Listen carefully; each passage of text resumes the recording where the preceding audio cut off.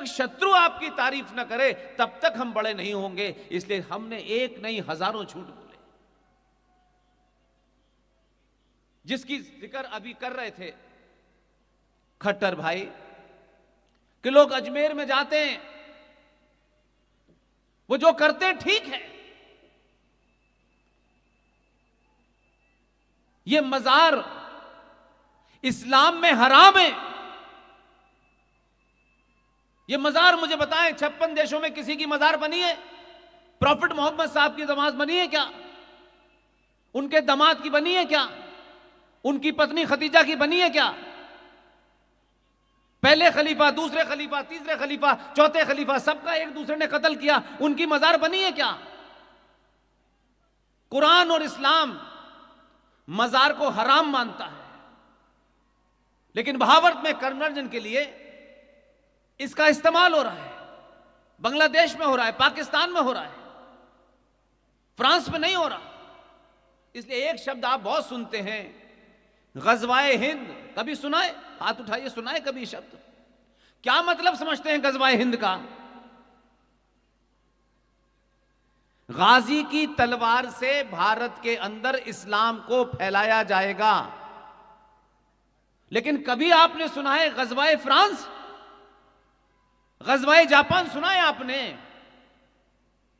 तो फिर भारत में ही गजवाए हिंद क्यों है? अगर पूरी दुनिया में इस्लाम फैलाना है तो फिर गजवा जापान तो मैंने नहीं सुना आज तक, गजवाए चाइना नहीं सुना आपने, क्योंकि यहां महामूर्खों की गिनती सबसे ज्यादा है। यहां अपने बाप और अपनी मां से ज्यादा यकीन पड़ोसी के बाप पे करते हैं। इसलिए बाप को भी जब पब्लिक में बताएंगे जब बाप बहुत बड़ा आदमी होगा। अगर बाप रिक्शा चलाता है तो हमारा बेटा अपने बेटे, दूसरे अपने दोस्त को अपने बाप के बारे में नहीं बताता। हम कहां से चले थे, कहां पहुंच गए। हमारी मां अगर किसी के बर्तन धो के घर पालती है तो हम अपने दोस्तों को अपनी मां से नहीं मिलवाते, हम वो लोग हैं। अगर हमारी मां बर्तन मांज के घर चलाती है तब भी दुनिया की सबसे अच्छी मां है। हमारा पिता रिक्शा चलाता है, घर चलाता है, तब भी वो बाप रहेगा।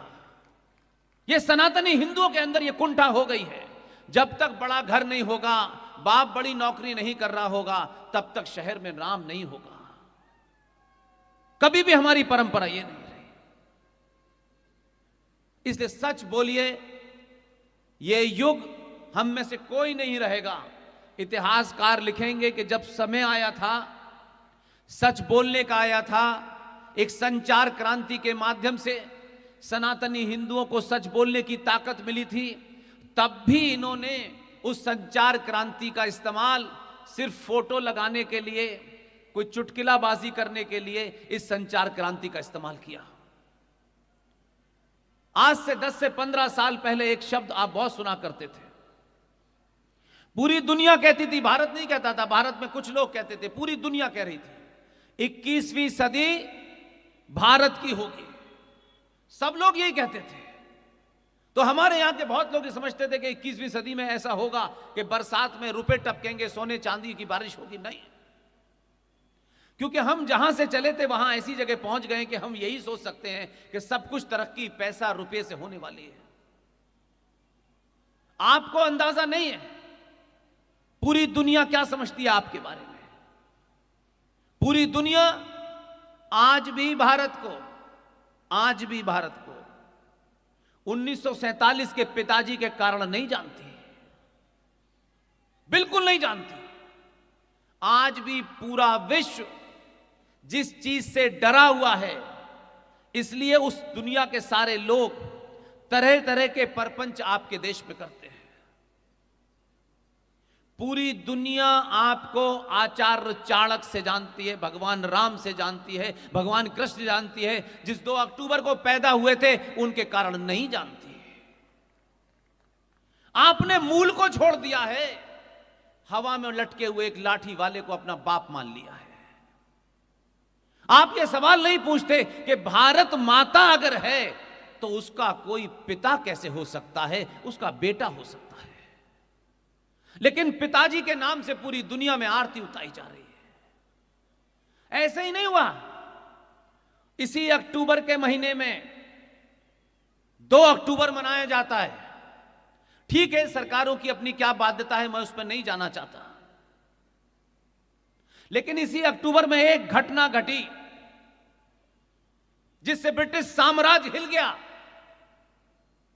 पूरी दुनिया आपको देखती है कि ऐसे पुरुषार्थी की डेट को नहीं याद रखते हैं, लेकिन 2 अक्टूबर को इस सरकार कुछ भी करे, लेकिन मैं कहता हूं सारे लोग सरकारी थोड़ी नहीं है, सबने संविधान की शपथ थोड़ी ले रखी है। इस समाज की करोड़ों लोग ऐसे हैं कि वो एक बार खड़े होकर कहें कि अगर 2 अक्टूबर को पिताजी पैदा हुए थे और उनका जन्मदिन मनाना है, यह सरकार की बाध्यता हो सकती है, संवैधानिक संस्थाओं की बाध्यता हो सकती है, लेकिन 21 अक्टूबर 1943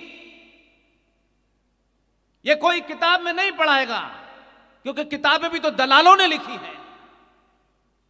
इतिहास को जाके जानिए। 21 अक्टूबर 1943 को ब्रिटिश साम्राज्य को चुनौती देते हुए सुभाष चंद्र बोस ने रुपया चलाया, सिक्का चलाया, अपना दुनिया के अंदर लोगों को अपॉइंट किया। 21 अक्टूबर 1943 को भारत की आजादी की घोषणा की। विश्व के 9 देशों ने मान्यता दी। ब्रिटिश साम्राज्य हिला और उनके ब्रिटिश साम्राज्य के जो आजकल मैं देख रहा हूं यहां दिल्ली में, जब जब आप सही डेट जान जाएंगे, ये जो कुछ भी आप पूरे देश में एक नया भारत जो आप देख रहे हैं, बड़े 700 साल के बाद पहली बार भारतीयों ने किसी भारतीय को प्रधानमंत्री बनाया है। यह किसी व्यक्ति विशेष की कोई बात नहीं है। आप पहली बार यह समझे हैं हम हैं क्या। लेकिन अभी भी एक बहुत बड़ी गिनती है भारत में जो 2 रुपए किलो चावल और 1 महीने की बिजली फ्री में किसी को भी सत्ता सौंप देता है। होड़ लगी हुई है नेताओं में। वो जो एक आया था दिल्ली में पढ़ा लिखा, वो पंजाब में महिलाओं को 1000 रुपए और 1 साड़ी दे रहा है और कहता है सत्ता पे हमें बिठा दो। अगर हम आज इतने बिके हुए हैं तो अंग्रेजों के सामने हमारी क्या स्थिति होगी। हम तब गुलाम हुए समझ में आता है, लेकिन आज अपने ही लोग आपको बिजली फ्री, पानी फ्री, चावल फ्री, आटा फ्री, साड़ी फ्री, कमरा फ्री, बस इसी में आप सत्ता में किसी को बिठा देते हैं। तो हमसे तो कम से कम हमारे पूर्वज ऐसे रहे, उन्होंने कम से कम 2 रुपए किलो चावल में अंग्रेजों को राजा नहीं माना, लड़ते रहे। हम कहते हैं हमने बड़ा डेवलपमेंट किया है। कोई डेवलपमेंट नहीं है। ये सड़कें, ये हाईवेज, ये अट्टालिका मीनारें, ये परमानेंट नहीं है, ये बनती बिगड़ती रहेंगी। समाज इससे तरक्की नहीं करता है। हमारा जो असली अध्यात्म है उस पे हमारी कोई नजर नहीं है। इसलिए छोटी छोटी बातों में हम समझते हैं देश क्या है। हम देश प्रेमी हैं, हम देशभक्त हैं। आप न देश प्रेमी हो सकते हैं न देशभक्त हो सकते हैं। इसलिए मंदिर से शुरू करता हूं, अन्यथा मत लीजिएगा। मेरी बात पूरी ताकत से कहता हूं।